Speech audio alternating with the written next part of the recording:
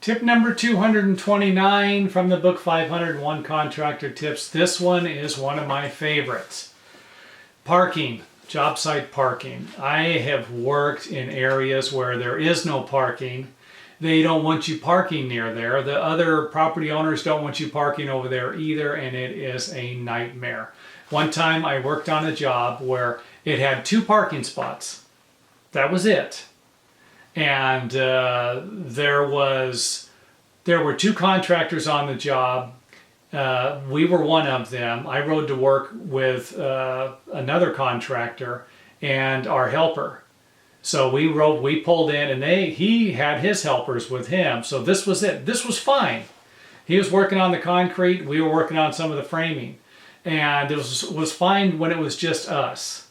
But when the owner came to check out the progress, they wanted a spot to park also. It was a husband and a wife. So they told us later on, after we'd already bid the job. This is something that, happens. A lot of the problems I'm referring to in this estimating chapter in the book, and some of the other ones throughout the book, are going to come upon you after you've signed the contract or while you're working on the property. These are the ones you're going to... So if you can foresee these in advance, great.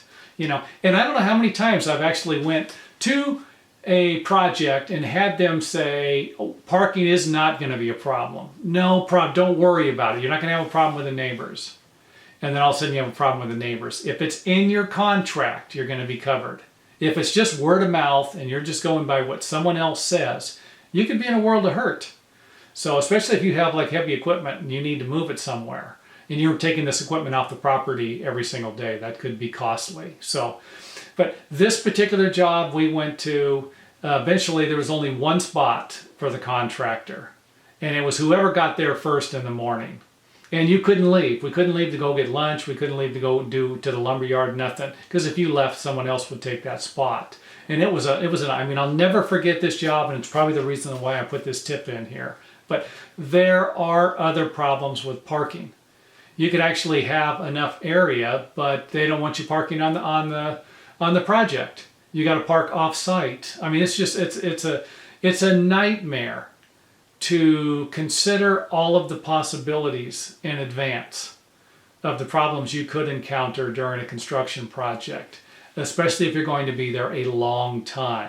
If you bid a job and you're only going to be there for 5 days, that's different than if you're going to be there for 50 days. So it's totally different amount of stuff to take into consideration. If you're on a job for 5 days and you run into a couple of parking problems, you can probably deal with it. If you're going to be there for 50 days and on the 5th day they tell you can't park there anymore, you could be in for a world of hurt.